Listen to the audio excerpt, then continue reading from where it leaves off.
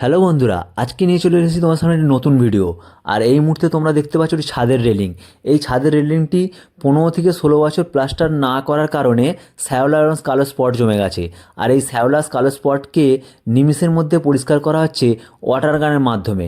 আর তোমরা জানো ম্যানুয়ালি বা তার ব্রাশ দিয়ে এত সুন্দরভাবে কোনো রকম পরিষ্কার করা সম্ভব নয়।